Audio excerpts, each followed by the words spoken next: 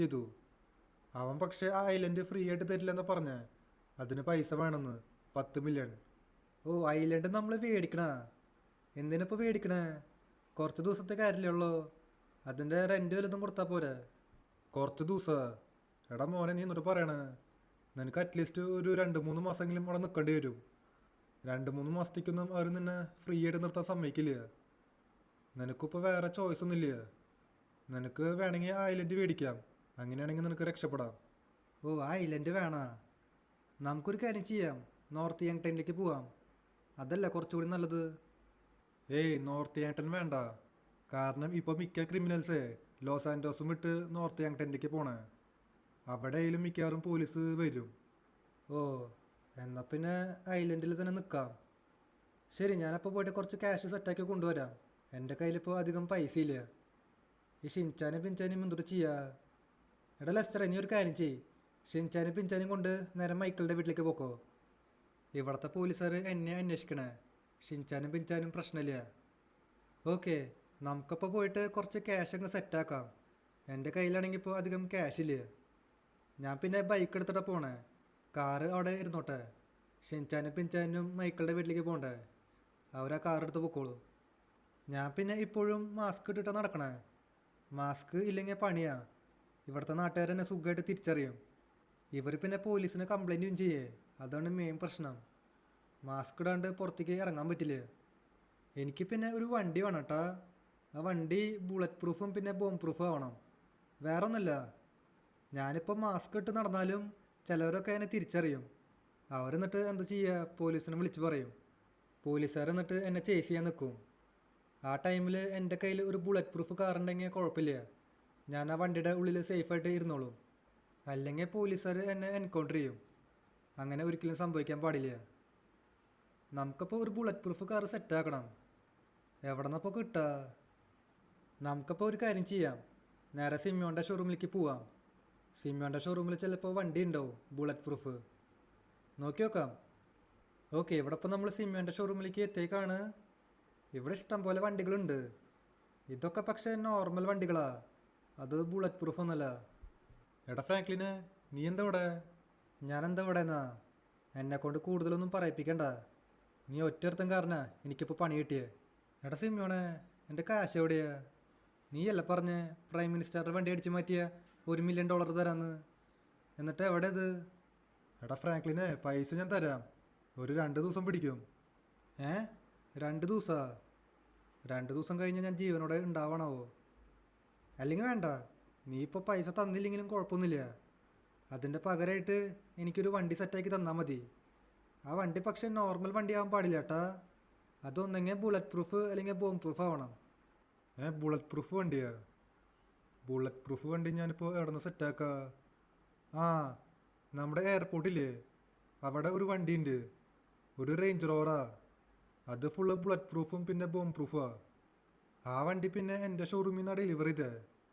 ആ ഓണർ പറഞ്ഞിട്ടുണ്ടായിരുന്നു വേറെ ഏതൊരു കൺട്രിയിലേക്ക് കൊണ്ടുപോകുന്നു. അതുകൊണ്ട് ആ വണ്ടി മിക്കവാറും എയർപോർട്ടിലുണ്ടാവും. നീ വേഗം ചെന്നോ, എന്നിട്ട് ആ വണ്ടി അടിച്ചു മാറ്റിക്കോ. അപ്പോൾ ശരി, ഞാൻ നേരെ എയർപോർട്ടിലേക്ക് പോവാ. അവിടെ വണ്ടി ഉണ്ടായാൽ മതിയായിരുന്നു. അഥവാ അവിടെ വണ്ടിയില്ലെങ്കിൽ സിമിയോയുടെ കാര്യത്തിൽ പിന്നെ ഒരു തീരുമാനമാവും. എനിക്ക് പിന്നെ അവനോട് നല്ല ദേഷ്യമുണ്ട്. കാരണം അവൻ കാരണമാണ് എനിക്കിപ്പോൾ ഈ അവസ്ഥയായി. അവനൊരു വണ്ടി അടിച്ചു മാറ്റാൻ പറഞ്ഞു, വണ്ടി അടിച്ചു മാറ്റി. ഇപ്പോൾ പോലീസുകാർ മൊത്തം എൻ്റെ പിന്നാലെയാണ്. അല്ലെങ്കിൽ ഇപ്പോൾ അവന് കുറ്റം പറഞ്ഞിട്ട് കാര്യമൊന്നുമില്ല. കാരണം വഴിയിൽ വെച്ച് മാസ്ക് ഊരിപ്പോയത് അവൻ്റെ കുഴപ്പമല്ല, അതെൻ്റെ കുഴപ്പമാണ്. അവനെങ്ങ് മൊത്തത്തിൽ കുറ്റം പറയാൻ പറ്റില്ല. അതിലെ പകുതി എൻ്റെ തെറ്റാ. ഞാൻ എന്തെങ്കിലും ആവട്ടെ. ഇവിടെ ഇപ്പോൾ സിമിയോൻ പറഞ്ഞു എയർപോർട്ടിൽ ഒരു വണ്ടി ഉണ്ടെന്ന്. ആ വണ്ടിയാണെങ്കിൽ ഫുൾ ബുള്ളറ്റ് പ്രൂഫും ബോംബ് പ്രൂഫാ. പിന്നെ ആ വണ്ടി റേഞ്ച് റോവറാണ് കേട്ടാ. ഒരു ബ്ലാക്ക് കളർ റേഞ്ച് റോവറാ. നമുക്കപ്പോൾ അത് പോയിട്ട് കണ്ടുപിടിക്കാം. ആ വണ്ടി അവിടെ ഉണ്ടായാൽ മതിയായിരുന്നു. ഓക്കെ, ഇവിടെ ഇപ്പോൾ നമ്മൾ എയർപോർട്ടിലേക്ക് എത്തിയേക്കാണ് കേട്ടാ. ആ വണ്ടിയുടെ ഓണറില്ലേ, അയാൾ വേറെ ഏതൊരു കൺട്രിയിലേക്ക് പോവാന്ന്. അയാൾ പക്ഷേ ആ വണ്ടി എടുത്തോണ്ടാ പോണേ. അയാൾ ഇനി ആ വണ്ടി കാർഗോ പ്ലെയിനിൽ കയറ്റിയോന്ന് എനിക്കറിയില്ല. കാർഗോ പ്ലെയിനിൽ കയറ്റി കഴിഞ്ഞാൽ പിന്നെ പ്രശ്നമാണ്. പിന്നെ നമുക്ക് ആ വണ്ടി കിട്ടില്ല. നമുക്കപ്പോൾ എത്രയും പെട്ടെന്ന് പോയിട്ട് ആ വണ്ടി അടിച്ചു മാറ്റണം. ആ വണ്ടി ഇതിൻ്റെ അകത്തുണ്ടാ? മിക്കവാറും ഇതിൻ്റെ അകത്തുണ്ടാവും. ഒരു മിനിറ്റ്, ഇവിടെ എനിക്ക് വണ്ടിയൊന്നും കാണാനില്ല. ചിലപ്പോൾ വേറെ ഏതെങ്കിലും വെയർ ഹൗസിലാവും. നമുക്കിപ്പോൾ വേറെ വെയർ ഹൗസിലും കൂടി നോക്കി നോക്കാം. ഓക്കെ, ഇവിടെ ഒരു കാർഗോ പ്ലെയിന് ലാൻഡ് ചെയ്യുന്നുണ്ട് കേട്ടാ. എനിക്ക് തോന്നണത് അയാൾ ഈ പ്ലെയിനിലാവും പോവുണ്ടാവാന്ന്. എനിക്ക് സംശയമുണ്ട്. ഒരു മിനിറ്റ്, അവിടെ ഒരു വണ്ടി ഉണ്ട് കേട്ടാ. അത് ഒരു റേഞ്ച് റോവറാ. ആ വണ്ടി മിക്കവാറും ബുള്ളറ്റ് പ്രൂഫാവും. പക്ഷേ ആ വണ്ടിയുടെ പിന്നിൽ കുറച്ച് ആൾക്കാർ നിൽക്കുന്നുണ്ട്. അവർ നമ്മളെ കാണാൻ പാടില്ല, കണ്ടു കഴിഞ്ഞ പണിപ്പാളും. ഇവിടെ പിന്നെ 2 ലിമോസിനും ഉണ്ട്. നമുക്ക് പക്ഷേ ലിമോസിൻ്റെ ആവശ്യമില്ല, ഈ റേഞ്ച് റോവർ മതി. ആ ലിമോസിൻ ബുള്ളറ്റ് പ്രൂഫ് അല്ല. ഓക്കെ, നമുക്ക് പതുക്കെ അടുത്തേക്ക് ചെല്ലാം, എന്നിട്ട് ഈ വണ്ടി അടിച്ചു മാറ്റാം. Let's go. അവന്മാർ മിക്കവാറും അറിഞ്ഞിട്ടുണ്ടാവും. ഈ വണ്ടിയിൽ പിന്നെ ബൂസ്റ്ററും കൂടി ഉണ്ട് കേട്ടാ. അതിപ്പോൾ ഏതായാലും നല്ല കാര്യമാണ്. പോലീസിൻ്റെ നിന്നൊക്കെ സുഖമായിട്ട് രക്ഷപ്പെടാൻ പറ്റും. ഇവിടെ ഇപ്പോൾ എനിക്ക് വണ്ടി മാത്രം സെറ്റായിട്ടുള്ളൂ കേട്ടാ. നമുക്കിനി പൈസയും കൂടി സെറ്റാക്കണം. എത്രയാ? 10 മില്യൺ. നമുക്കിനി $10 മില്യൺ വേണം. എന്നാലേ നമുക്ക് മറ്റേ ഐലൻഡ് കിട്ടുള്ളൂ. നമുക്കപ്പോൾ ഏതെങ്കിലും ഒരു ബാങ്കിൽ കയറാം, എന്നിട്ടത് കൊള്ളയടിക്കാം. ഇവിടെ ലോസ് ആൻഡോസിൽ ഒരു ബാങ്ക് ഉണ്ട്, പസഫിക് സ്റ്റാൻഡേർഡ്. നമുക്കപ്പോൾ അങ്ങോട്ടേക്ക് പോവാം, അതായിരിക്കും നല്ലത്. ഇവിടെ പിന്നെ എന്താണാവോ ഈ ഗേറ്റ് ഓപ്പൺ ആയിട്ടാ. ഇവർ സാധാരണ ഈ ഗേറ്റ് ഓപ്പൺ ആക്കാറില്ല, നമ്മളത് ഇടിച്ച് പൊളിക്കാറ പതിവ്.